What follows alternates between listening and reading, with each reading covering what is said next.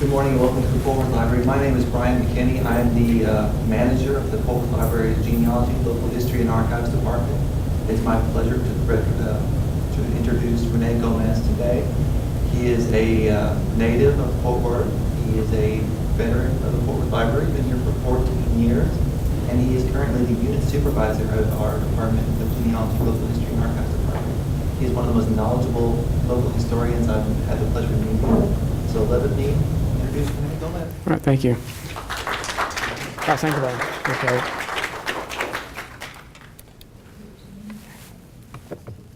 Good morning, everybody. Good morning.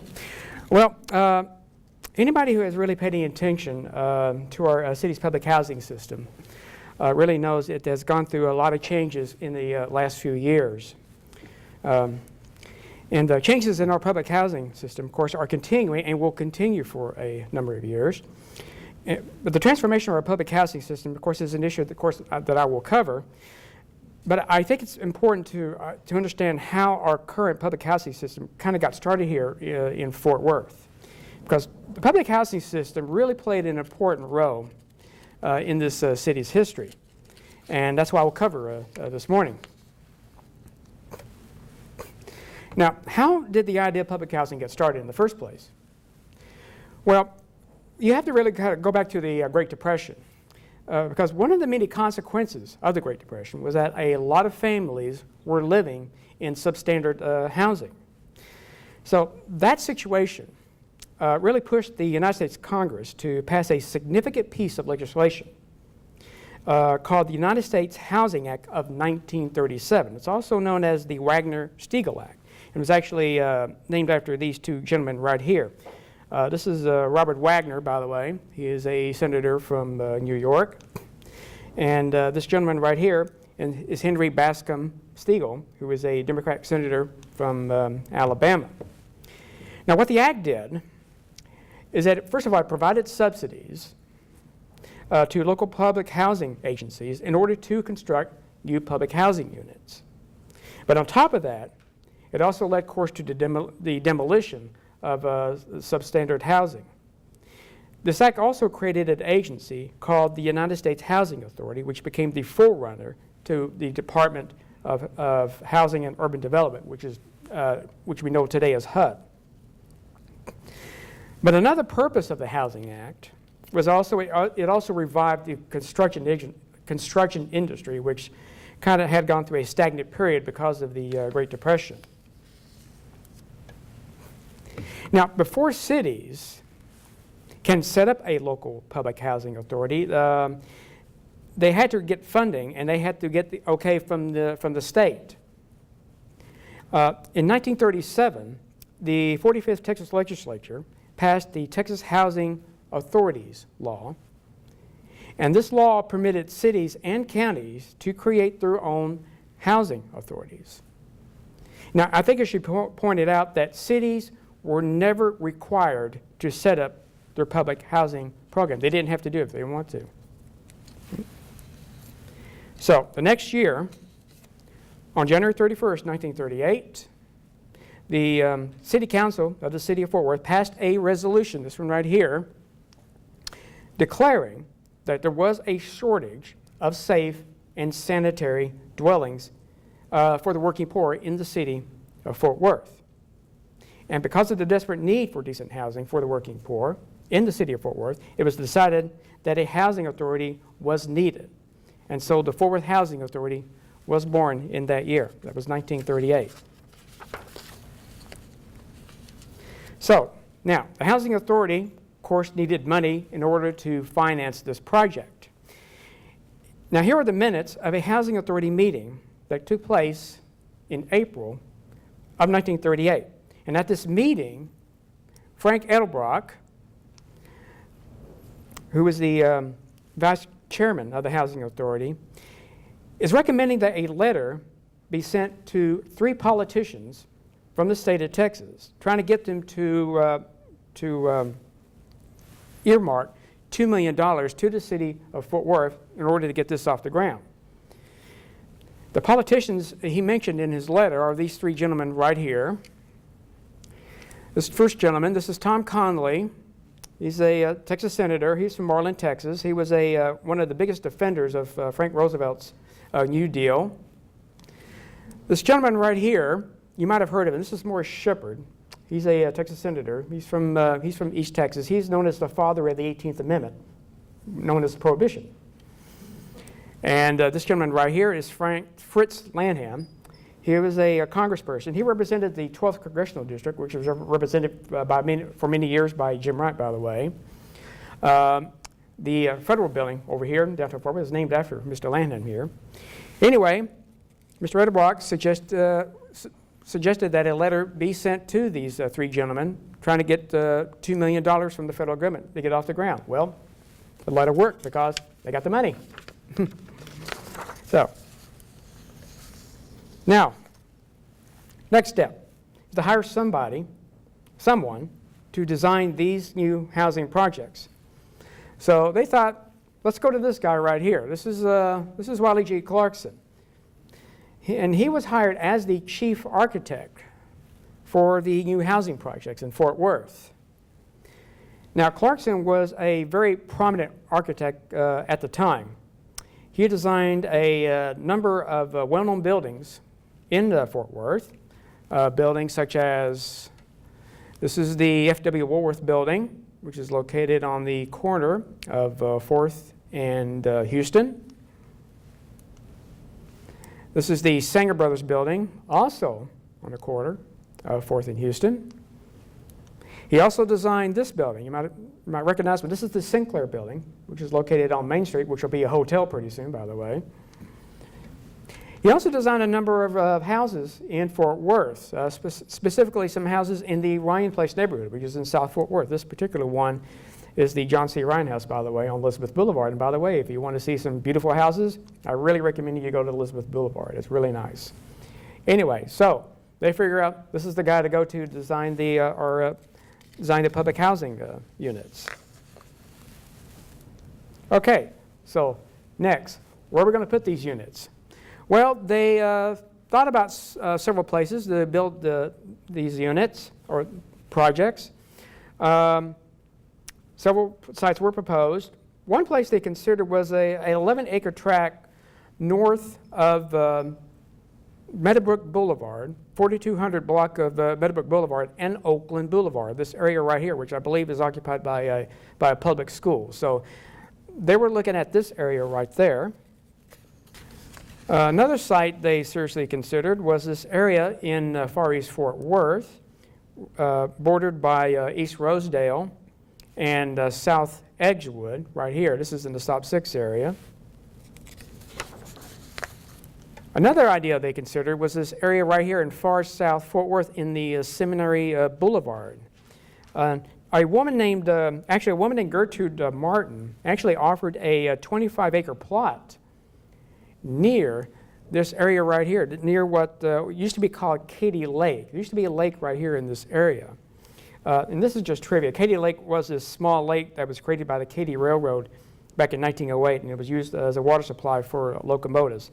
And many years later, that lake was drained, and a shopping center was opened in 1962 called Seminary South. So anyway, she was going to donate some land around this area. But the Housing Authority decided that they decided on two areas close to downtown Fort Worth for the new public housing projects. One area they picked was this area right here. This area was called Little Mexico, and it was located right at the bluff right here of the Trinity River, on the West Fork and Clear Fork of the Trinity River right here. This is the courthouse right here. This is the North Main Bridge, and of course this is downtown area. So they selected this area right here. This is Little Mexico.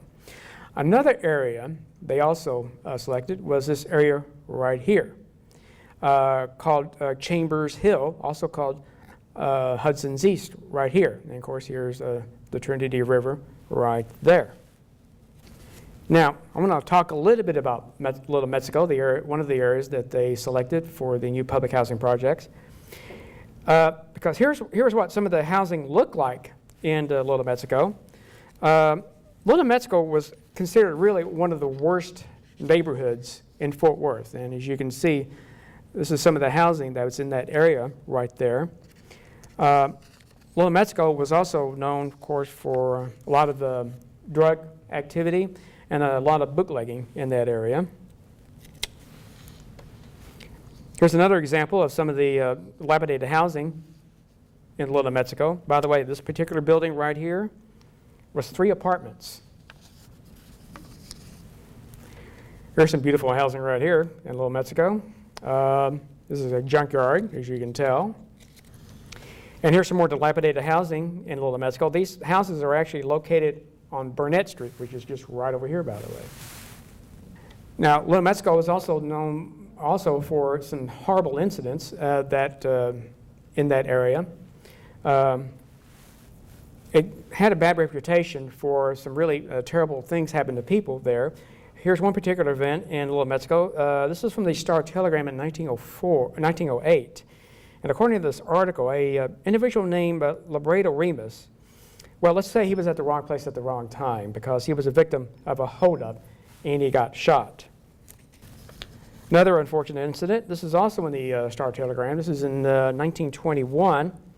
This is about a group of gentlemen from the Little Mexico area who I guess they were just really bored. So they started shooting at the place.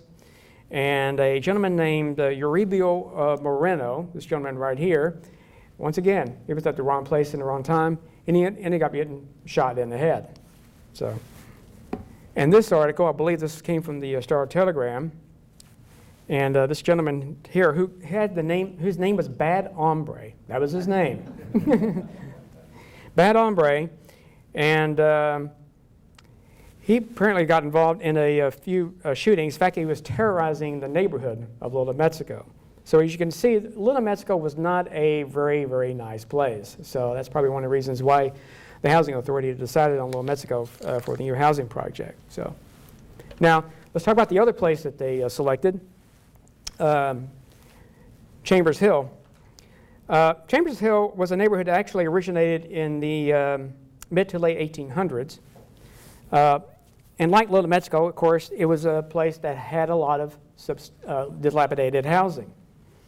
And you can tell by this photograph, the housing there, the housing was in really, really bad shape. It also lacked a lot of sanitary facilities, and the housing was also generally overcrowded there.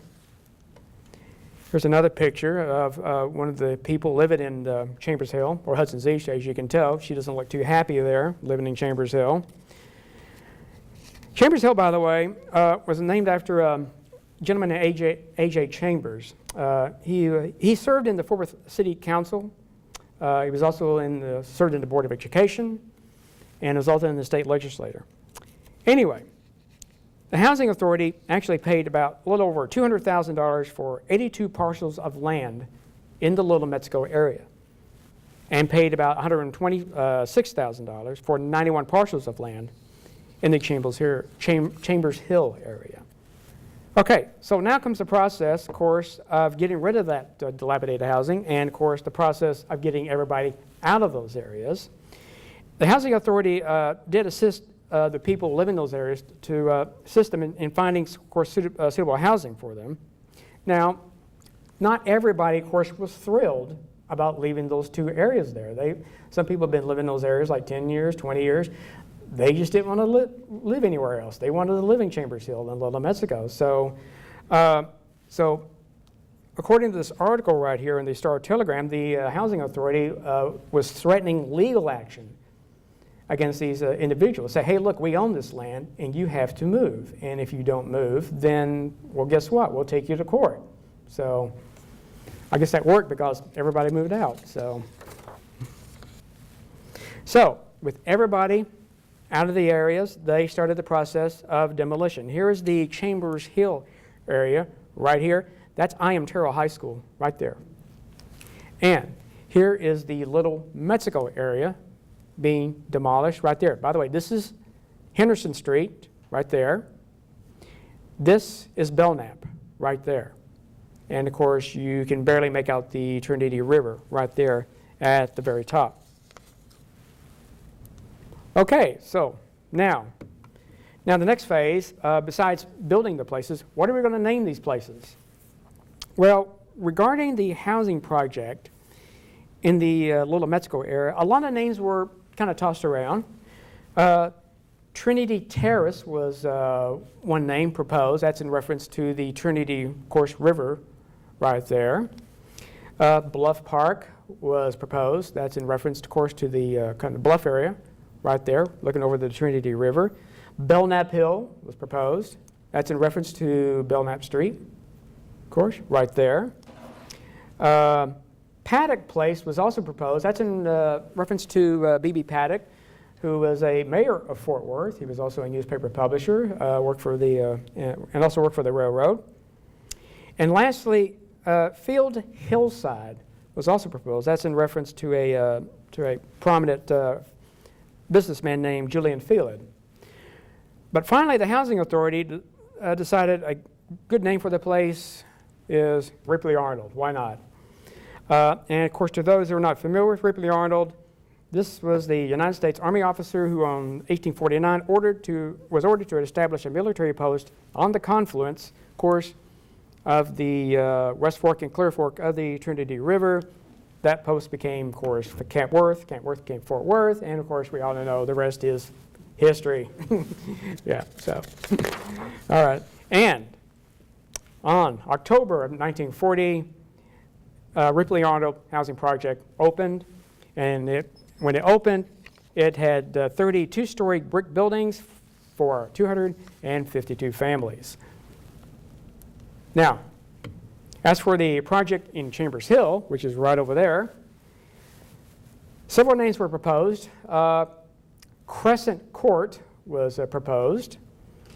Horseshoe Bend was a name proposed. Ransom Smith Court was also proposed. I believe that's in reference to Dr. Riley Ramsden, who was a very prominent doctor at Fort Worth.